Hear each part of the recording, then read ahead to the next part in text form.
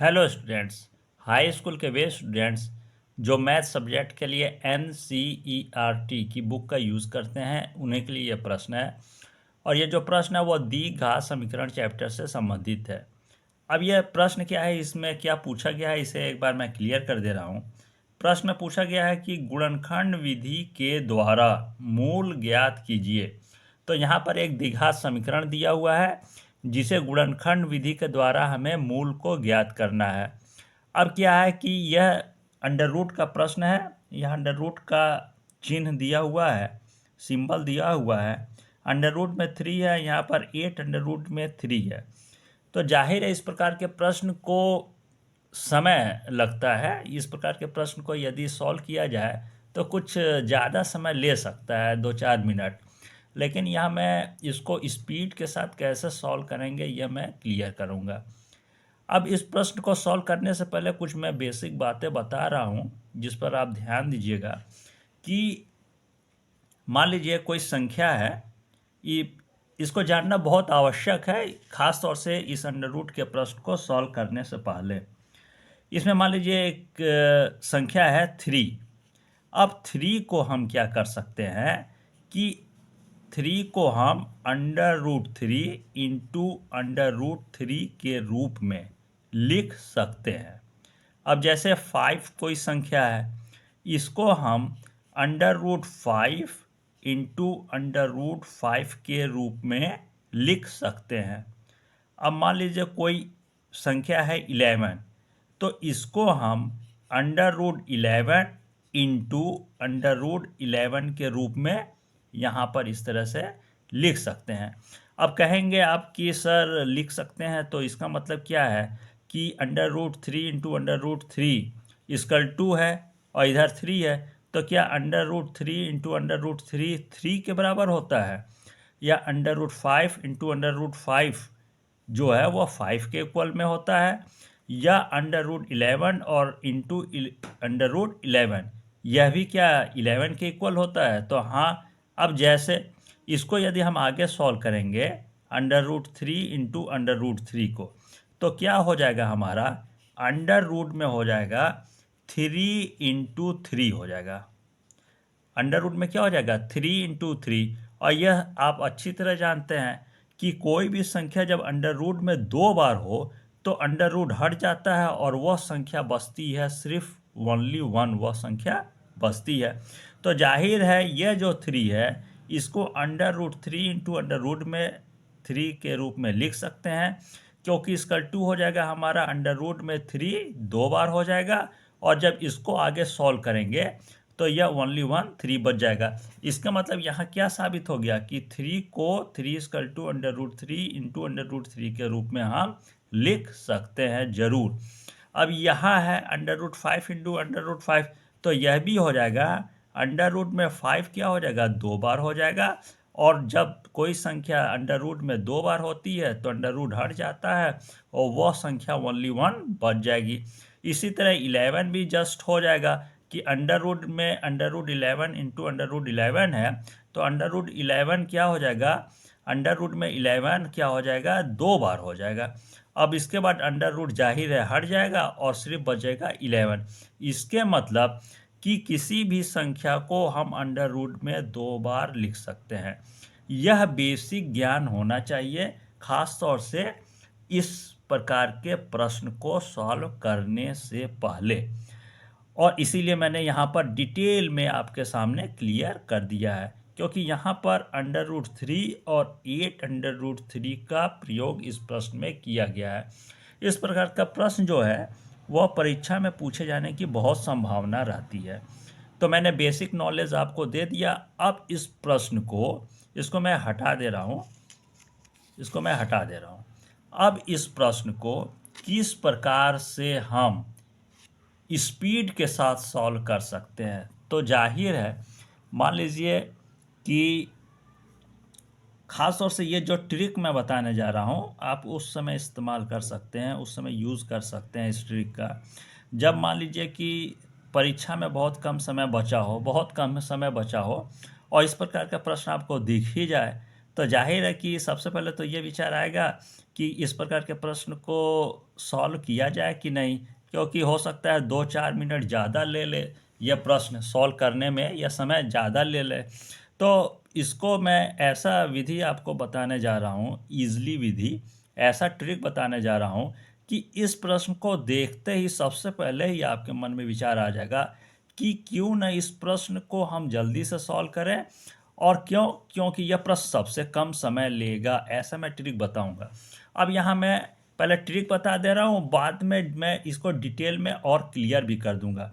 अब देखिए यहाँ पर क्या है, एक बहुत सामान्य सी ट्रिक है कि एक बहुत सामान्य सा एक प्रचलन है इस बात का, एक कहते भी हैं कि किसी समस्या की जड़ में ही, कोई समस्या है तो उसकी जड़ में ही उसका निदान भी होता है। ठीक है, इस बात को बहुत आपने सुना होगा लोगों से कहते हुए कि किसी समस्या की जड़ में ही उसका निदान होता है। तो अब कहेंगे सर इस बात का, इस प्रश्न से क्या मतलब है? तो इस प्रश्न को ध्यान से देखिए। ये जो प्रश्न है ना, इसका सबसे अंतिम जो सिरा है, इसको मान लीजिए जड़ है, इस अंतिम सिरा को मान लीजिए जड़ है। अब यहीं पर आपका इस प्रश्न का निदान है। मतलब इस प्रश्न को आप जानते होंगे कि सॉल्व करने के लिए ये जो मध्य पद होता है, इसको हम विभाजित करते हैं, दो संख्याओं में विभाजित करते हैं, और इसमें वही दो संख्याएं हमें चुनना सबसे मुख्य बिंदु है कि दो सही सही यदि संख्याओं को हम चुन लें तो इस प्रकार के प्रश्न को हम बहुत जल्दी सॉल्व कर सकते हैं। तो मैं यहाँ देख आपको क्लियर कर रहा हूँ कि वह दो संख्याएं, ये जो सबसे लास्ट में है ना 8 और 3, यह जो 8 है और यह जो 3 है, यही दो संख्याओं के माध्यम से हम इस पूरे प्रश्न को स्पीड के साथ क्या है, सॉल्व कर सकते हैं। अब 8 और 3 को यदि जोड़ दिया जाए तो वह हो जाएगा 11। अब मैं डिटेल भी क्लियर इसको बाद में कर दूंगा, पहले मैं इसको सॉल्व करके आपको यहाँ स्पीड के साथ कैसे सॉल्व करेंगे यह मैं क्लियर कर रहा हूँ। 8 और 3 यह दो संख्या लेंगे और इसको देखते हैं सॉल्व करने में कम समय कैसे लगता है। तो सबसे पहले हमारा यहाँ हो जाएगा √3x² है, तो जस्ट इसका हो जाएगा √3x²। इसके बाद माइनस है, माइनस लग जाएगा। अब मैं बता रहा हूँ कि 8 और 3 है ना, तो वहाँ हमारा हो जाएगा 8 + 3, और इसको हम कर देंगे ब्रैकेट में। 8 और 3 क्या होता है, 11 होता है, तो 8 और 3 ब्रैकेट में कर देंगे प्लस करके। इसके बाद x है, x लग जाएगा। इसके बाद प्लस है, प्लस, और सबसे यहाँ पर है 8 √3 का जस्ट हो जाएगा, और इसकल टू 0 है तो इसकल टू 0 कर देंगे।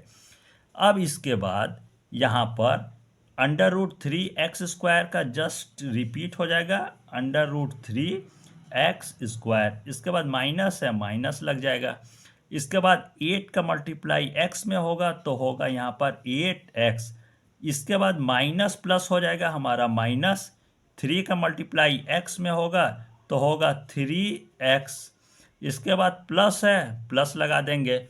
इसके बाद 8 √3 है तो 8 √3 जस्ट रिपीट हो जाएगा। इसकल टू 0 है, इसकल टू 0 कर देंगे। अब हमारा पहला भाग यहाँ से लेकर यहाँ तक है और दूसरा भाग माइनस से लेकर यहाँ तक है। अब देखेंगे ध्यान से कि पहले भाग में कॉमन क्या है। तो यहाँ √3 है लेकिन यहाँ √3 नहीं है, तो √3 कॉमन नहीं होगा। अब यहाँ 8 है लेकिन यहाँ 8 नहीं है, तो 8 भी कॉमन नहीं होगा। लेकिन यहाँ पर x² है और यहाँ x है, तो 1x को हम क्या कर सकते हैं, कॉमन ले सकते हैं। अब शेष जो बचेगा उसे हम ब्रैकेट में कर देंगे। तो सबसे पहले हमारा शेष बचेगा यह √3, तो हो जाएगा √3। अब यहाँ में से क्या हुआ है, 1x कॉमन हो गया है तो 1x बच जाएगा। इसके बाद माइनस है, माइनस हो जाएगा। फिर 8 हमारा बच जाएगा क्योंकि 8 कॉमन नहीं हुआ है, लेकिन यह x कॉमन हो गया है तो यहाँ कुछ नहीं बचेगा, ब्रैकेट बंद हो जाएगा। इसके बाद माइनस है, माइनस कर देंगे। इसके बाद मैंने यहाँ बताया है कि 3 को √3 × √3 के रूप में हम 2 बार लिख सकते हैं। तो यहाँ पर 1/√3 और यहाँ पर जो यहाँ फिर दिया हुआ है √3, तो एक बार हम √3 को कॉमन ले सकते हैं और इसके बाद शेष जो बचेगा उसे हम ब्रैकेट में कर देंगे। तो हमारा यहाँ पर जब दो बार √3 इंटू √3 लिख सकते हैं और एक √3 कॉमन हो गया है, तो अभी भी हमारा यहाँ 1/√3 बचा हुआ है, तो 1/√3 को लिख देंगे। इसके बाद x है, x भी शेष बचा है, फिर यहाँ प्लस है यहाँ माइनस है, तो प्लस माइनस हो जाएगा माइनस। अब 8/√3 में से यह √3 कॉमन हो गया है, तो यहाँ बचेगा हमारा बस क्या बचेगा, 8 बचेगा। इसके बाद ब्रैकेट क्लोज कर देंगे, फिर इसकल टू 0 है तो इसकल टू 0 को इंक्रीज कर देंगे। इसके बाद हमारा क्या होगा, यहाँ पर ब्रैकेट को ध्यान से देखेंगे कि यहाँ पर √3x माइनस 8 है और इस ब्रैकेट में भी √3x माइनस 8 है, तो यहाँ पर हमारा क्या हो जाएगा, √3x माइनस 8 फिर कॉमन हो जाएगा और शेष बचेगा हमारा ब्रैकेट के बाहर जो है यह x और माइनस √3, तो इसको हम दूसरे ब्रैकेट में लिख देंगे x माइनस √3। इस x और माइनस √3 को हम क्या करेंगे, दूसरे ब्रैकेट में कर देंगे। इसके बाद इसकल टू 0 है तो इसकल टू 0 कर देंगे, इसकल टू के नीचे इसकल टू लगाते जाएंगे। इससे क्या है कि प्रश्न हमारा बिल्कुल क्लियर सॉल्व होगा। अब क्या है, यहाँ पर हम √3x माइनस 8 इसकल टू 0 होगा और एक बार फिर रिपीट होकर यहाँ ये जो दूसरे ब्रैकेट में है x माइनस √3, तो इसका मतलब है कि x माइनस √3 इसकल टू भी 0 होगा। मतलब दोनों ब्रैकेट के बाद इस 0 को हम साथ में लेकर चलेंगे। तो सबसे पहले हम इस ब्रैकेट को जब सॉल्व करेंगे तो इस ब्रैकेट में है √3x माइनस 8, तो यहाँ हमारा हो जाएगा √3x माइनस 8। अब इसकल टू 0 है तो इसकल टू 0 कर देंगे। इसके बाद क्या करेंगे, हमें यहाँ x निकालना है, तो क्या हो जाएगा कि सबसे पहले हो जाएगा 3x। अब इसकल टू करके इस 8 को पहले हम पक्षांतर कर देंगे, तो -8 है तो यह हो जाएगा हमारा +8 में। इसके बाद हम निकाल लेंगे x का मान, x इसकल टू हो जाएगा, यह 8 पहले से है तो 8 को हम लिख देंगे जस्ट, और यह √3 जब पक्षांतर होगा यह इसकल टू के इस तरफ जाएगा तो बटे हो जाएगा √3, तो यह क्या होगा, यह हमारा पहला मूल हो जाएगा, यह क्या हो जाएगा, पहला मूल। अब इसके बाद इस दूसरे ब्रैकेट को, पहले ब्रैकेट को हमने सॉल्व कर लिया, अब जब इस दूसरे ब्रैकेट को सॉल्व करेंगे तो हमारा दूसरा मूल भी ज्ञात हो जाएगा। तो जब दूसरे ब्रैकेट को सॉल्व करेंगे तो दूसरे ब्रैकेट में क्या है, x माइनस √3, तो यह क्या होगा, x माइनस √3। अब इसकल टू क्या करेंगे, इसको भी हम इसकल टू 0 ही मानेंगे, क्योंकि यह जो इसकल टू 0 लिखा हुआ है ना, यह दोनों ब्रैकेट के लिए है। पहले ब्रैकेट के लिए भी इसकल टू 0 है और दूसरे ब्रैकेट के लिए भी इसकल टू 0 है, तो यहाँ पर हम दूसरे ब्रैकेट के आगे भी इसकल टू 0 कर लेंगे। अब जब यहाँ सॉल्व करेंगे तो x आसानी से निकल जाएगा, x इसकल टू इस माइनस √3 को जब पक्षांतर करेंगे तो यह प्लस में आ जाएगा और हो जाएगा √3, माइनस हट जाएगा। इसके बाद यह क्या होगा, यह भी हमारा मूल के रूप में भी प्राप्त यह हो जाएगा। अब हमारा एक मूल आ गया है 8/√3 और दूसरा जो मूल है यह है √3, तो यहाँ हम लिख देंगे नीचे आंसर के रूप में, हम यहाँ पर क्लियर लिख देंगे आंसर में, अतः समीकरण, यहाँ द्विघात समीकरण भी लिख सकते हैं और समीकरण भी लिख सकते हैं। अतः समीकरण के मूल, हमारा पहला मूल आ गया है 8/√3, तो हमारा 8/√3 हो जाएगा, यह पहला मूल। और दूसरा मूल है √3, तो इसको भी हम √3 करके लिख। अब हमारा जो यह 8/√3 और √3 ये जो दो आ गए हैं, यही हमारे द्विघात समीकरण के क्या होंगे, अभिष्ट मूल होंगे। अब इस क्वेश्चन को मैं एक बार शो कर दे रहा हूं, इसे आप साफ साफ पहले कॉपी में नोट कर लीजिएगा। यह क्वेश्चन है और यहां से आंसर है, इसे आप साफ साफ एक कॉपी पे लिख लीजिएगा। अब जैसा कि मैंने बताया था कि इस प्रश्न को देखते ही जल्दी से सॉल्व इसलिए किया जा सकता है कि हमें मध्य का जो है अंक वह दो भागों में विभाजित करते हैं। और जैसा कि मैंने बताया था कि 8 और 3 ऐसे दो नंबर्स हो सकते हैं जो मध्य के पद को विभाजित किया जाए तो 8 और 3 ही होंगे वे दो नंबर, क्योंकि 8 और 3 को जोड़ दिया जाए तो कितना आ जाएगा, 8 और 3 जोड़ दिया जाए तो हमारा 11 बीच का अंक आ जाएगा। अब इस प्रश्न को जरा सा सामान्य जो नियम है उसको लेकर देखते हैं कि सामान्य नियम को फॉलो करने पर यह 8 और 3 यह दो नंबर ही हमें प्राप्त होते हैं कि नहीं। तो यहाँ क्या है, एक सामान्य नियम होता है कि स्टार्टिंग में जो होता है उसका मल्टीप्लाई हम करते हैं सबसे यहाँ पर लास्ट वाले से।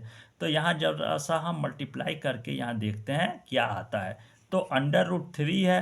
अब अंडर रूट 3 का मल्टीप्लाई हम जब करेंगे 8 अंडर रूट 3 में तो हमारा हो जाएगा इंटू करके 8 अंडर रूट 3 हम लिख देंगे। यही एक सामान्य सा नियम होता है कि यहाँ पर जो होता है उसका मल्टीप्लाई इससे किया जाता है, तो अंडर रूट 3 का मल्टीप्लाई 8 अंडर रूट 3 में हो जाएगा।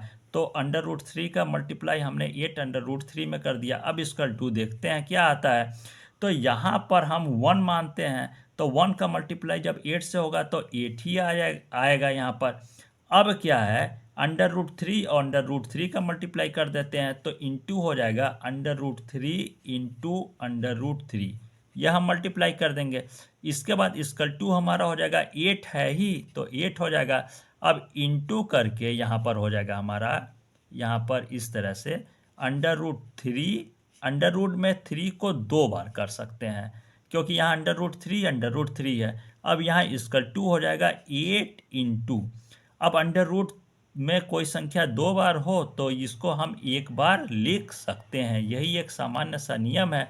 अब इसका 2 करके हो जाएगा 8 3 क्या हो जाएगा हमारा 24।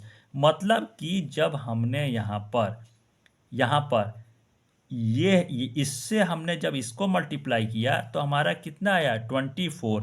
अब बीच की संख्या जो हमें प्राप्त हुई है कि 20 की जो संख्या है वह 11, और इसको हमने दो नंबर खोजा था 8 और 3, तो जाहिर है 8 और +3 कर दिया जाए तो हमारा इक्वल टू क्या आ जाएगा 11, और 8 और 3 का आपस में यदि मल्टीप्लाई कर दिया जाए तो वह होगा इक्वल टू 24 के, मतलब 24 तो यहाँ दिख रहा है ना। इसके मतलब यह 8 और 3 ऐसे दो नंबर्स होंगे जिसके माध्यम से यह अंडर रूट का जो प्रश्न है ना, यह अंडर रूट का प्रश्न हमने सॉल्व कराया है। तो 8 और 3 यह लास्ट में जो नंबर 2 है, 8 और 3 ऐसे दो नंबर हैं जिसका 11 में क्या है सही सही विभाजन है। और इसको लेकर यदि हम तुरंत हमें मिल जाए नंबर कि इस 8 और 3 के माध्यम से हम इस प्रश्न को सॉल्व कर सकते हैं सही सही, तो हम जाहिर है जल्दी से इस प्रश्न को सॉल्व कर देंगे। तो हमने ये जो ट्रिक बताया था वह सिर्फ इसी प्रश्न के लिए है। यह ट्रिक जो हमने क्लियर किया है कि इस प्रश्न को देखते ही हम तुरंत जान जाएंगे कि 8 और 3 ऐसे दो नंबर्स हैं जो मध्य पद को विभाजित करने पे प्राप्त होंगे, और 8 और 3 को यदि तुरंत हमें ज्ञात हो जाए सही सही तो जाहिर है उसको हम जल्दी से इस प्रश्न को सॉल्व कर सकते हैं।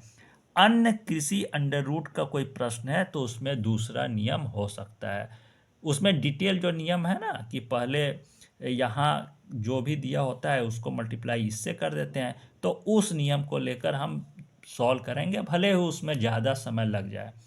अब इस प्रश्न में कम समय लगे इसलिए मैंने यह ट्रिक बताया था। तो सेम टू सेम जब यही प्रश्न अगर रिपीट करके आपको प्रश्न में पेपर में पूछे तो उसी के लिए मैंने बताया था कि 8 और 3 वो नंबर होंगे जिनके माध्यम से हम इस प्रश्न को सॉल्व कर सकते हैं, और 2-4 मिनट अगर ज़्यादा समय जिस लगता है वह हमारा बचत होगा। तो अब मैं ऑनलाइन क्लास को यहीं पर क्लोज करता हूँ। धन्यवाद।